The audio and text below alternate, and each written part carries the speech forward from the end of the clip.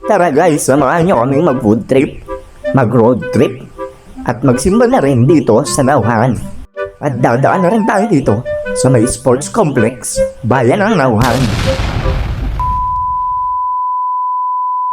Hi, ako si Ron, isang vendor dito sa Calapan City, Oriental Mindoro. Lumaki ako sa ganitong pamumuhay mga kalalabs. Kaya naman laki ako sa hirap. Sipag at diskarte lang ang aking puhunan. Kaya naman nagagawa rin namin ang mga gusto namin gawin. Mahilig kasi kami mag road trip, mag food trip, at kung saan saan pumunta mga kalalabs. Mahilig din namin kumain kung saan saan. At masaya kami sa ganitong pamumuhay mga kalalabs. Kaya tara mga kalalabs, samahan nyo kaming kumain dito. Sa may Siamis. Dito lang yan sa may Salong. Sa may tapat ng sementeryo mga kalalabs. Masarap dito ang pagkain. At aesthetic ang kanilang pagkain dito mga kalalabs. Sa kawali nakalagay oh. Yan mga kalalabs, kain tayo. Umorder ako niya ng pork silog. At ang sa aking asawa naman ay tosilog.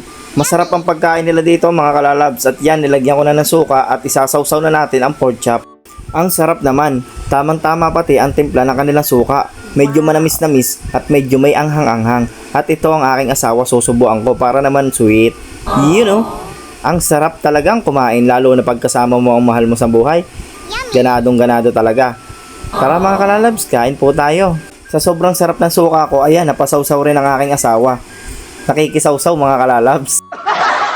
Siyempre, babawian natin yan. At kukuha rin ako sa kanyang ulam. Ayan, titikman natin ang kanyang tosilog.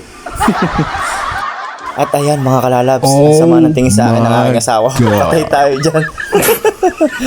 Solid mga kalalabs sa mga pagkain nila dito. Recommended at 5 star sa akin mga kalalabs. At ayan, tapos na tayong kumain at ibinigay na sa akin ng sukli. Fast forward na tayo mga kalalabs. Andito na tayo sa Abaton Bridge. Ito ang pinakamahabang tulay dito sa amin sa Calapan.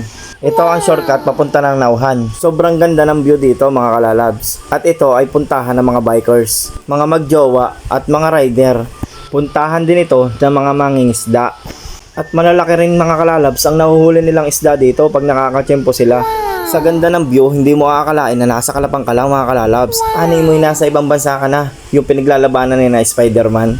You know, diba mga kalalabs, napakaganda ng tanawin. Are, at ililibot ko kayo. Pagmasdan nyo ang ganda ng nature.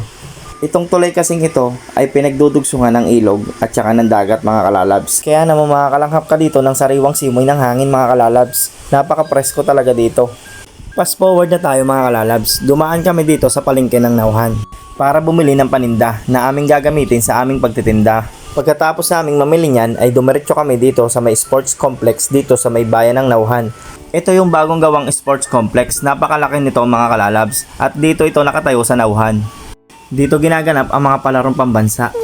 Napakaganda naman dito at napakaluwang. At ayan, nagpa-picture na rin kami dito mga kalalabs. Bawat dumadaan kasing araw ay mahalaga. Kaya dapat may naiiwan tayong memories bawat araw. Pagkatapos naming dumaan dyan ay nagdiretso na kami dito sa may Simbahan Bato. At bumili ako dito ng porcelas. Yung pangontra sa usog at saka sa mga balis-balis.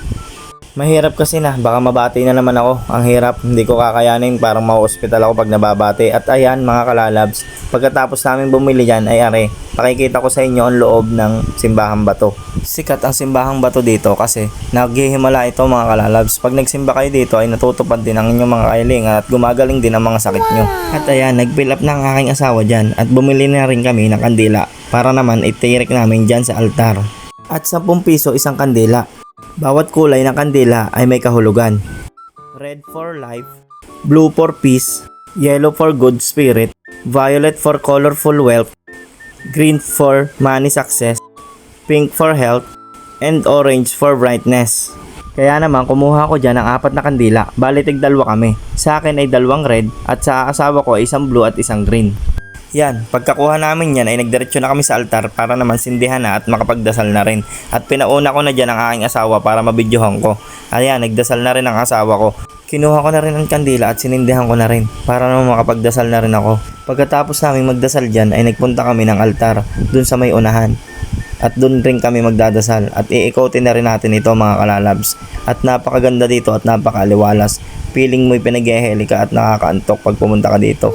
Napaka-aesthetic ng lugar mga kalalabs. At yan, meron pa sila ditong chandelier. Napakaganda ng chandelier nila dito. Aesthetic. Kawayan siya. na may mga ilaw-ilaw mga kalalabs. Inikot din namin ang buong lugar mga kalalabs at napansin namin ang pagkakagawa sa kanila ay kakaiba. Tingnan nyo mga kalalabs, oh, gawa siya sa coral reefs. Ang galing naman kung iisipin mo paano kaya ito nagawa at paano ito nabuo. May bali-balita kasi dyan mga kalalabs sa bigla na lang itong sumibol.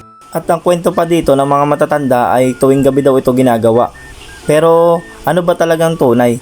Sa mga makakapanood po ng video kong ito at alam sa kwentong ito, pwede po bang pa-share ng kwento nyo para naman malaman natin at maintindihan natin kung paano ba ito nagawa at paano nabuo? Ayun, oh, kita nyo mga kalalabs, napaka-aesthetic talaga, oh. Coral reefs na coral reefs mga kalalabs. Kaya hanggang dito na lang mga kalalabs, maraming salamat sa panonood.